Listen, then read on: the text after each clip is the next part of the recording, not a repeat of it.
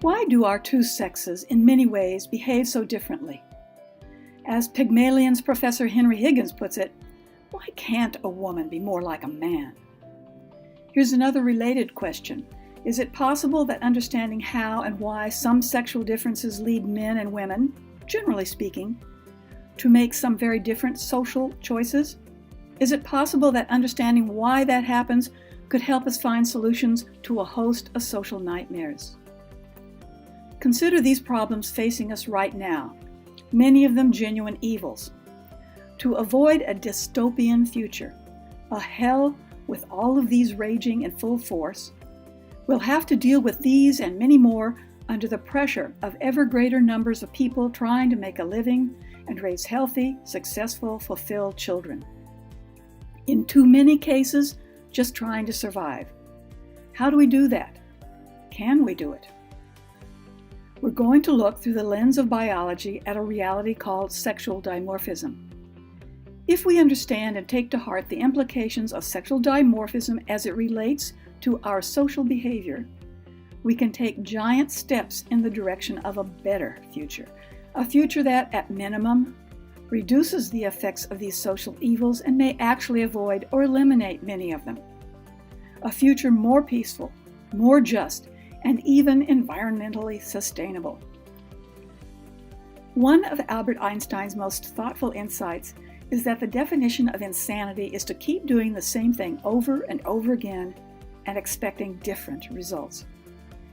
Given our biology, if you will, our human nature, it's not possible to create utopia. But could we shift global culture enough to not just avoid ending up living in a dystopia, but actually build an extraordinarily positive future? What behavior might we change to get less violent, more nurturing results than what we've produced so far? As we'll see, understanding some key things about our biology suggests that we need to utilize some natural inclinations of women that differ significantly in general from some natural inclinations of men. A primary assumption of the presentation, which offers a biological perspective, is that to create a more positive future, we need to understand ourselves better. And that means we have to answer the question, what kind of animal are we? We named ourselves Homo sapiens, wise man, but much of our behavior is so harmful to ourselves and increasingly to the planet that the word wise may not fit us very well.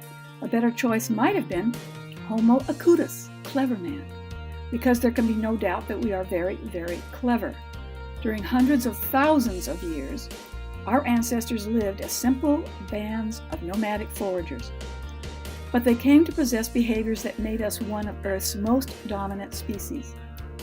And many of these behaviors weren't based on carefully thought out reason. They were whatever ensured the survival and reproductive success of the individuals who gave rise to us.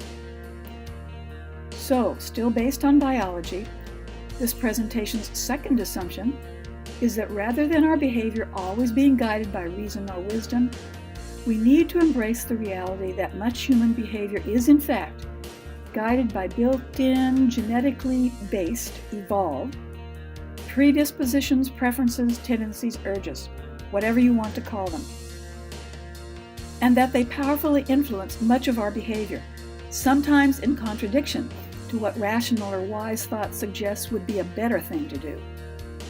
And specifically, we're going to consider how and why, in general, some of these urges are not the same for our two sexes.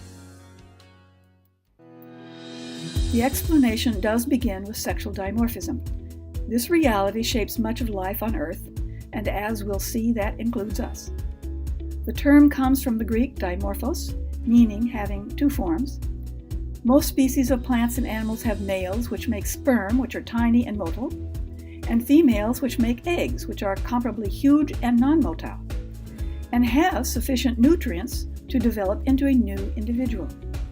Humans obviously fit this pattern. There are other reproductive possibilities. Some species reproduce asexually, like this tiny water creature called a hydra that's sprouting a new hydra out of one side. and single-celled forms like the amoeba, which can divide by pinching itself in half, and even a lineage of female lizards that reproduce without any males. Some, like mushrooms, use spores. But the vast majority of animals and plants, at least sometime in their life cycle, reproduce sexually. Now, sperm have the equipment and energy for movement, but are small. And eggs, which hold sufficient nutrients for development of a new individual, are relatively very large. This huge difference between sperm and eggs in size, composition, and function has profound biological ramifications for all organisms that reproduce sexually, because eggs, having all that nutrient material, are much more expensive to make than sperm. Males can make thousands or even millions of sperm, but in every species, females produce far, far fewer eggs. This size asymmetry sets up a situation in which reproductive pressures on and strategies pursued by males and females of all species are very different. Anyone who closely observes animals sees these differences play out in many forms of competitive male-female behavior. Observers often refer to some male-female interactions as a battle of the sexes. Sexual dimorphism can occur in three domains: anatomy, physiology, and behavior. It exists in external anatomy, as you see in these male-female pairs, things like color, size, fundamental body shape differences. It also exists in internal structures like skeletons. If you watch TV shows like Bones or CSI, experts often look at skeletal or dental remains to tell whether a victim was male or female. Sexual dimorphism in physiology isn't easy to illustrate because it's about chemical reactions. Most familiar to you are differences in blood levels of the sex hormones, testosterone and estrogen.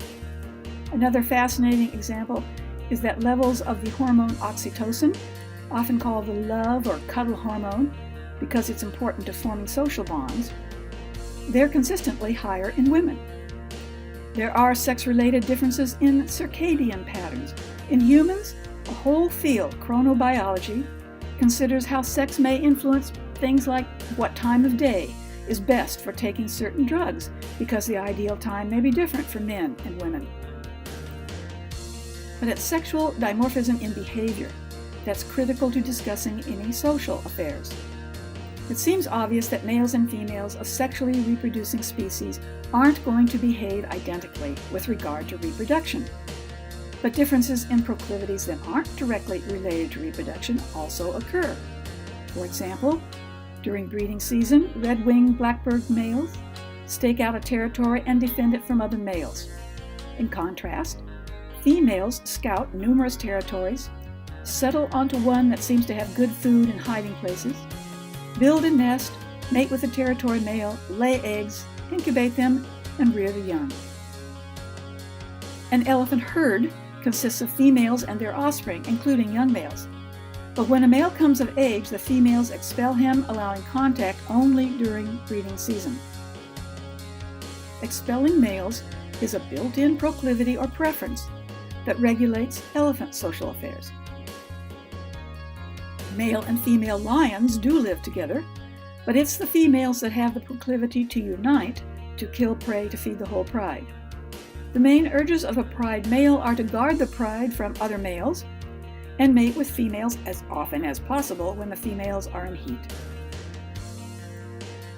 For gorilla families, food consists of vegetation, and the females' biological urges motivate them to spend their days eating and caring for their young. They also biologically prefer to let the male determine the direction of the group's movements. When he moves, they follow. If danger threatens, he's the one with the proclivity to protect the group. So now that we know what it is and what to look for, we can consider how behavioral sexual dimorphism plays out for us in ways that relate to this presentation's subject, getting out of the rut of the past to build a better future. This is an artist's reconstruction of a male and female of one of our ancestors. You'll note right away the significant size dimorphism, which, for example, also characterized Homo erectus and Homo neanderthalensis. Size dimorphism is much reduced for modern humans, and by the way, this is thought by some to be related to the emergence of monogamy. What we'll explore is that our sexes have significantly different behavioral proclivities when it comes to using physical aggression for any reason, including resolving social conflicts, and also significantly different preferences having to do with maintaining social stability. This book describes in detail the biological reason for why these differences exist. At this point, we'll run rapidly through a succinct summary of that biological explanation. First, recall that we're mammals because our females supply milk to our offspring from mammary glands. And we're primates, closely related to other great apes. A number of reproductive traits that are true for other mammals and primates are also true for us. So here are three basic biological realities that affect women's proclivities with respect to social conflicts and especially physical aggression. Reality number one, the basic biological bottom line for all living things is to reproduce and have offspring that have offspring. If you don't reproduce, your genes and the traits they govern are eliminated from the game of life. For example, I didn't have children, so genes influencing my social preferences won't be passed on. Successful reproduction is what life, from a biological perspective, is all about. Reality number two, for female mammals, especially female primates, reproducing is a very expensive investment, beginning with production of eggs, as opposed to sperm, as already mentioned, and then additionally, investment in time, risks taken, and energy expenditure. What does that mean? To begin with, female primates carry their offspring to term, nourishing them from within their body, often for months. Then they risk the serious hazards of childbirth. Then for a substantial period of time, they provide milk from their body for nourishment. Finally, they must protect this offspring, care for it, in our case, support it for years before it's old enough to reproduce, the very earliest for humans at between ages 8 and 13. If you have children, you likely can relate to this monumental reproductive effort. And then, after their offspring reproduce, research shows that women in most cultures are still deeply involved in making sure that the offspring of their offspring also survive and thrive. They invest in their grandchildren. This is unquestionably, for female primates, including us, a very extended, risky, and expensive process that puts enormous reproductive pressures on females, most especially so for us since our offspring are born so very helpless. As a consequence of all this, reality number three is that the ideal social situation for female primates, including us, is social stability for long periods. Anything that threatens the life of these expensive offspring or their caregiver, for humans certainly something like war, has been and is hugely counterproductive. Many traits characteristic of how women respond to conflicts are a reflection of their evolved strong preference for social stability. For example, women in general are more naturally inclined toward negotiation, mediation, and compromise. Why?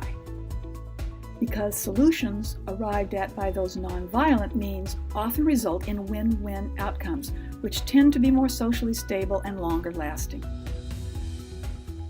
Note, however, that women will urge the men to wage preemptive war if the women can be convinced that they, their children, or their community are under some kind of imminent mortal threat. For the overwhelming majority of women, fighting, even in defense of community, is a last resort. But as fierce defenders of children and community, and that includes their way of life, women will fight if necessary. In fact, military men who have fought with women tell me that if drawn into fighting, women can be vicious fighters.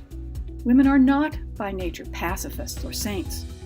What they are by nature is determined preservationists of socially stable and nurturing communities. Let me repeat that. Women are not by nature pacifists or saints. This is not what is being asserted.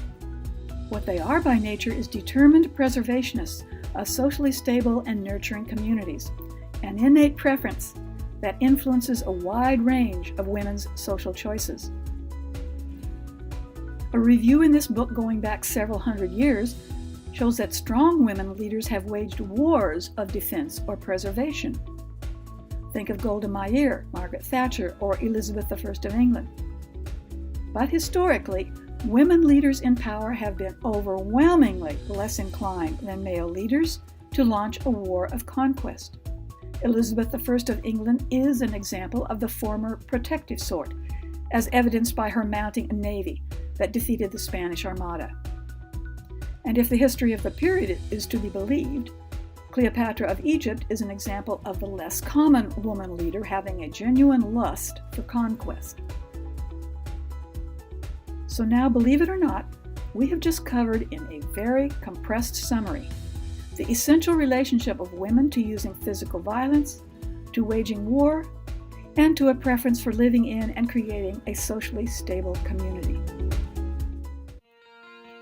Now we turn to two further biological realities. These apply to men. Reality number 4. For male mammals, including male primates, the biological game is very different because males never invest in offspring as heavily as females do. In some primates, males invest nothing but sperm. Human fathers often become involved in some support and protection of their young. Think monogamy. But this isn't even the case in all our cultures. And with only rare exceptions would a man's reproductive investment approach the mother's investment. And very importantly, if a man loses an offspring for any reason, from a fight within the community where he lives, or in the course of a war, men have the potential to father replacement offspring relatively easily compared to a woman. They simply need to find a woman to impregnate, and they may or may not take responsibility for the years-long care required to bring that child to sexual maturity. As a consequence of those realities, for many male primates, including men, maintaining social stability is not as high a priority as it is for females.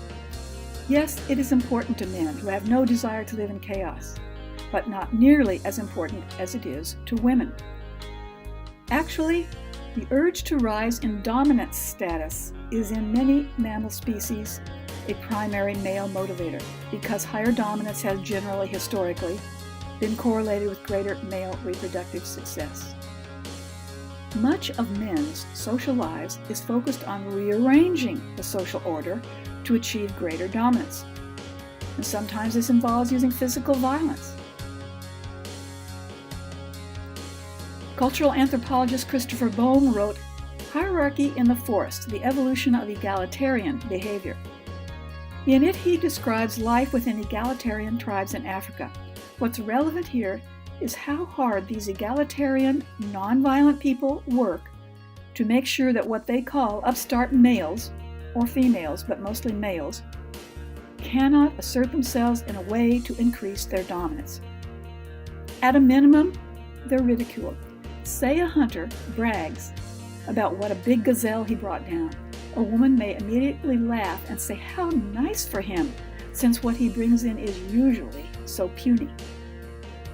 If ridicule doesn't suffice to nip urges to dominate in the bud, upstarts can be sanctioned by group shunning for a while, or even the extreme of ostracism. If he won't quit his efforts to rise in dominance over others, they toss him out. We, men and women, have inherited from primate ancestors the urge to form dominance hierarchies.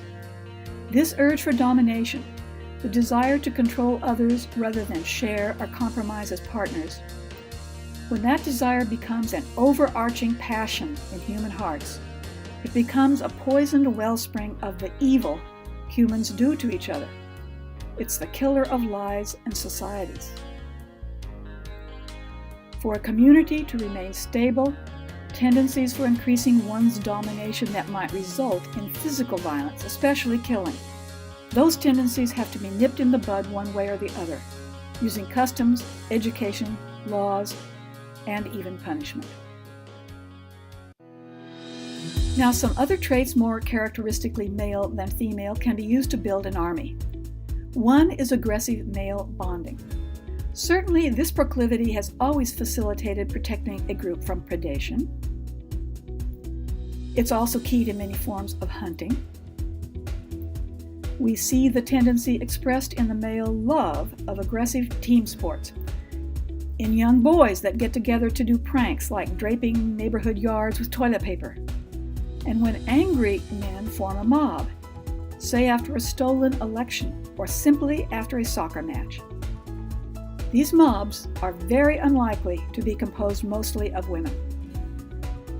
A warmonger counts on this tendency when he wants to make war and needs to unite men into a force that can kill. A third very admirable trait, more typical of men, can also facilitate building an army. This is willingness to protect the group, even at the risk of death. A clever manipulator will assert that our group, especially women and children, must be protected from some evil other group. For reproductive reasons just described, women are much more reluctant to risk death. But when it's convincingly asserted that a group must be protected, most men find it emotionally impossible to let other men go do the risk-taking, fighting, and dying while they stand by with the women. Arguably, this can be psychologically explained in part by an emotional reluctance to lose social status in the eyes of other men or the women. This summary of human behavioral sexual dimorphism with respect to social conflict versus social stability, the use of physical aggression, and the embrace of war has been very compressed and very simplified. But hopefully it's clear why, for reasons associated with reproductive success, the majority of women in all cultures have a much stronger preference for maintaining social stability than do the majority of men in those cultures. With respect to many social choices we make, these sexually dimorphic differences are a defining aspect of what kind of animal we are. To see how these differences influence social interactions of many kinds, not just conflict and war, we need to dig still deeper into biology because humans have many hundreds of behavioral traits that shape social affairs. Many of these traits are reflections of and expressions of each person's inherited social preferences. And so far, research indicates that the distribution of most traits of the sexes overlap. But some overlap more than others. And what's relevant to social affairs is when differences between the sexes would make a group of men choose differently from a group of women, and a mixed sex group choose differently from only men or only women. These graphs roughly illustrate how overlap works. Imagine that we measure 3 different personality traits, A, B, and C. In each graph, the range of possibilities for a given trait is plotted on the horizontal axis. For example, the degree of empathy for others, ranging from virtually none to acutely empathetic. Or personality type, ranging from extremely shy to outrageously extrovert. The numbers of persons having a given trait is plotted on the vertical axis in a group having equal numbers of men and women. In each graph, one curve represents the measurements of all women and the other represents measurements of all men. When trait A is measured, we see an almost perfect overlap between the numbers of men and women, with most people measuring somewhere in the middle range. This means that in a given context, with respect to trait A, the majority of both sexes would respond or behave similarly. Men and women would choose identically. When trait B is measured, we see that although there is some behavioral overlap in the middle of the range, the majority of men and women behave or choose differently. Male and female peak numbers of individuals are not the same. When trait C is measured, we again see some overlap, but the range of variation isn't the same for men and women, the men's range being much broader. The women would, in general, be much more in agreement with each other than would the men in general. And note that the vast majority of women would not agree with the majority of men. If we could measure all human traits and plot them like this, which in reality we can't, but if we could, there would be many, many different graphs for different traits and different graphs in different cultures. What we would not see is that graphs of men and women always overlap perfectly or are always shaped identically. The point here is that when considering how sexual dimorphism affects social behavior of groups, the study of human affairs at the group level, we're not concerned with individuals. We're asking whether the size of differences between the sexes for a given preference will cause groups to behave differently. So, for example, while women can and do use physical aggression, including killing, research and common experience shows that, as a group, men are more likely to use physical aggression that kills. Perhaps the starkest comparison in any culture would be the kinds and rates of physical aggression in a male prison versus kinds and rates in a female prison. Now you are likely thinking, but what about learning? Isn't learning what actually teaches us how to behave? How do nurture and nature influence our behavior? Imagine two extremely different socialization contexts, a society of Quakers and the Islamic Caliphate of ISIS. What behavior is likely to be learned and expressed by boys and girls raised in a Quaker community compared to the likely behavior learned and expressed by boys and girls raised in the Islamic Caliphate of ISIS? At one time, it was actually thought that nurture always trumps nature, that learning always trumps genetic influences. But much research has put that idea to rest, at least for biologists. The most powerful studies searching out the relative influences of nature and nurture have been done using fraternal and identical twins. This study is just one recently published meta-analysis of 50 years of twin studies on over 17,000 traits. An important takeaway message is that not even one trait was just genetic or just environmental. The tendencies to avoid physical violence or improve one's dominant status using physical violence, or an abiding concern for children and community. These traits are going to have both environmental and genetic components, learned and inherited influences. But comparative studies make clear that whatever the learning environment, Quaker or ISIS, the genetic predisposition and observable adult behavior of the two sexes are not identical for traits involving using physical violence or concern for children and a socially stable community. To illustrate how male-female differences play out when a gender-balanced group is making a socially important decision, here's a simple example using the case of war. Imagine a legislative body with parity governing. There are equal numbers of men and women. They've been debating whether to go to war now or let negotiations in Geneva play out a bit longer. The thumbs up and thumbs down illustrate symbolically the men's vote. Note the hypothetical but not uncharacteristic percentages, with 70% of the men in favor of declaring war now, but 30% favoring more time for negotiation. So it's not that all men would favor war now. Compare that to a corresponding hypothetical women's vote, 20% for war now, but 80% favoring extending negotiations a bit. This shows that not all women would vote against charging into war, just that a greater percentage would.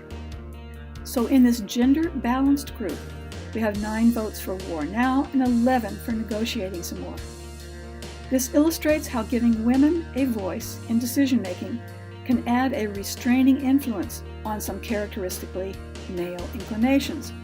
It's absolutely critical to note that you would not get this restraining effect on male inclinations if only a token number of women were in this deciding body, say 2 or 3% of the total votes.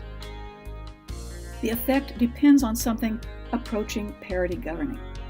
Half measures will not succeed. In a paper published in 1999 for the World Bank, the authors noted that numerous behavioral studies had found that women were more trustworthy and public-spirited than men. Women are more likely to exhibit what's called helping behavior. They take stronger stances on ethical behavior, behave more generously when faced with economic issues. This suggested to the authors that women would be less likely to sacrifice the common good for personal material gain. To look deeper, they compared rates of government corruption to the percent representation of women in parliament in more than 100 countries, and found that the greater the representation of women, the lower the levels of corruption. In many contexts, like how to spend a community's money, let's say on building a community library versus refurbishing the already present ballpark, having only one sex, in this example only the men, making all our public choices all the time, might not always lead to the very best result for communities over the long term.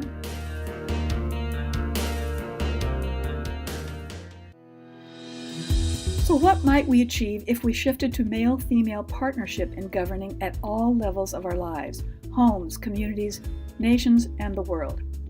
As it turns out, we actually have some real-world examples of what female influence might do and has done. Let's begin with poverty.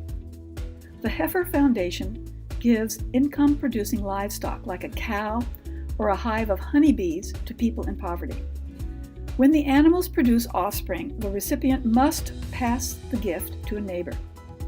Heifer Foundation was among the first to confess openly that they got the best results when they gave to a woman.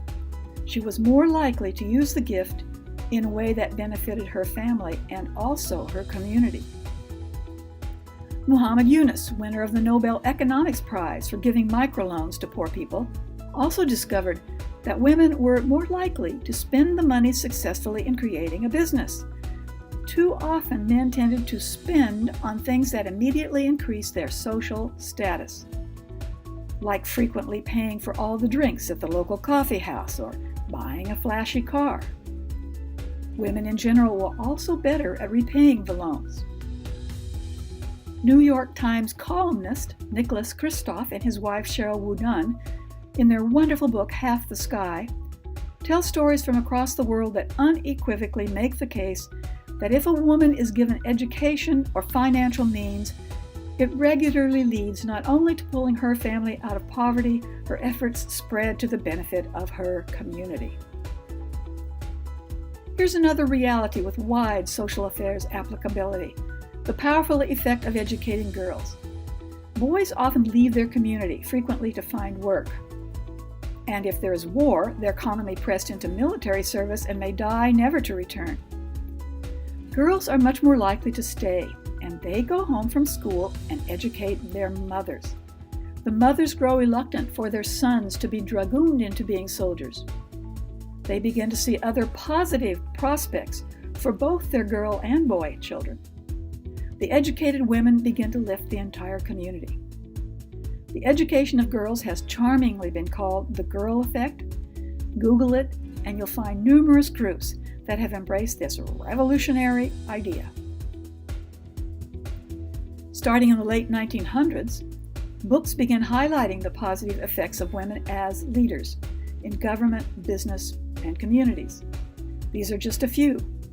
Academic and popular articles on women's effects on a wide range of human affairs are simply too numerous to even begin citing.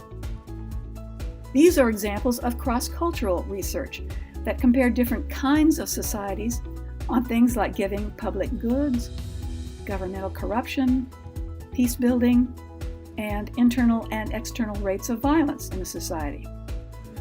Anderson and colleagues compared social giving in matriarchal versus patriarchal cultures in India, and found that men contributed more to public goods in the matriarchal societies than in patriarchal ones.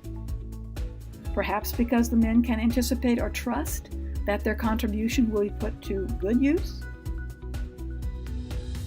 Dollar and his colleagues looking at more than 100 countries, found a positive correlation between women's empowerment and lower levels of corruption. The last 4 works examine the level of female empowerment, judged by things like levels of women's education and numbers of women in leading positions in government and business. They all document positive effects when women's voices are influential. The last phrase of this 2014 quote from Secretary General Ban Ki-moon, a man who knows the world's societies, who was addressing economic growth, business performance, peace agreements, and social issue legislation, this sums it all up. Equality for women means progress for all. Now, before leaving sexual dimorphism, we need to briefly address individual behavior because of the danger of sexual stereotyping. Sexual behavioral dimorphism that affects the behavior of groups is a reality for some traits. It's the reason why so many cultures recognize a yin and yang, a sun and moon, a vive la différence.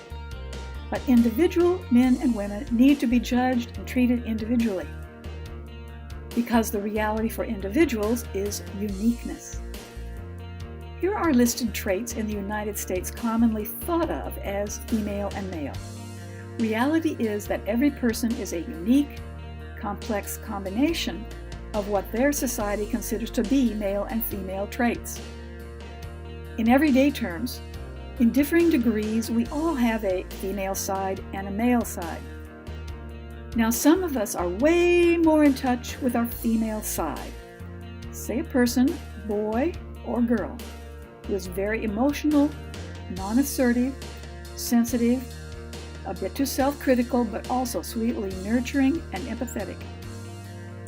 And some of us are way more in touch with our male side.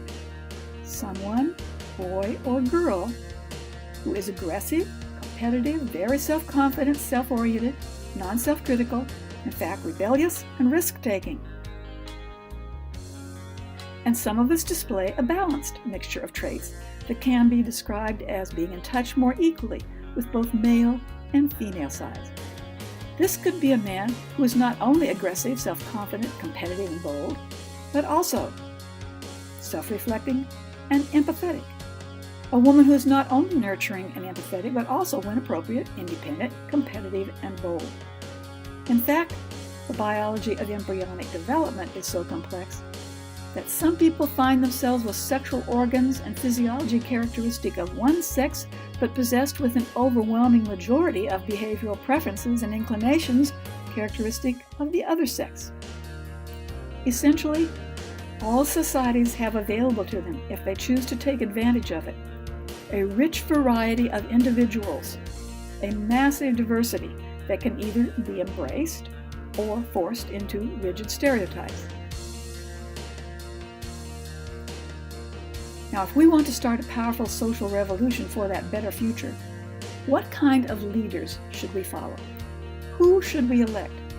What traits characterize good leaders? A leader cannot be shy. He or she must be in touch with aspects of their male side, like being assertive, independent, and bold. But wisdom demands that they are also able to be self-critical and reflective, able to change their mind when needed, and to lead well. Rather than be a bully or tyrant, they need to be in touch with traits from their female side, like being accepting and empathetic with regard to the people they lead. Our very worst choice for a leader would be someone having traits guaranteed to foster continuation of the world's dominator, warring, and socially unstable, in some cases pathologic, cultures. Someone aggressive, bold, competitive, non-self-critical, strongly self-oriented, and woefully lacking in being accepting or empathetic. Our very worst choice for leaders. So, why can't a woman be more like a man? Well, it's not just culture or upbringing, it's also biology, the inescapable and powerful effects of biological inheritance. And the female half of us brings to our societies two powerful urges. First, a strong preference for avoiding societal violence, and second is an enduring concern for nurturing communities and children's welfare. These are traits that, in ways we are only beginning to understand, apply unceasing subconscious pressure that at the group level influence women's decisions about how we should live and what choices we should make. This 50% of our species that is female has for too long, in too many societies, been a suppressed or even mistreated class. Women are a massive reservoir of unused positive leadership talent. And finally, there is so much to be gained by passing laws and providing education to women and girls, and where necessary, shifting cultural values so that we ensure their equal participation in all aspects of our civic lives. If we don't change what we're doing, history indicates that we should expect to continue to create dominator, warring societies and the traits that characterize them. Logic suggests that to get a radically different result requires that we do something radically different. Empowering women on a massive scale as decision makers in full partnership with men in communities, countries, and across the world would certainly qualify as doing something radically different. After writing this book, my first, which focused on these gender differences, I concluded that parity governing with men and women sharing power would be a necessary condition of an enduring peace in vibrant, thriving societies. Subsequent research still convinces me that the empowerment of women is a necessary condition for building societies that foster the development of maximum human potential. Not the only condition required, of course, but nevertheless an essential one. But my worry then and now is whether we can make the transition to sufficient female empowerment swiftly enough. Maybe not. Many forces are at work against doing so.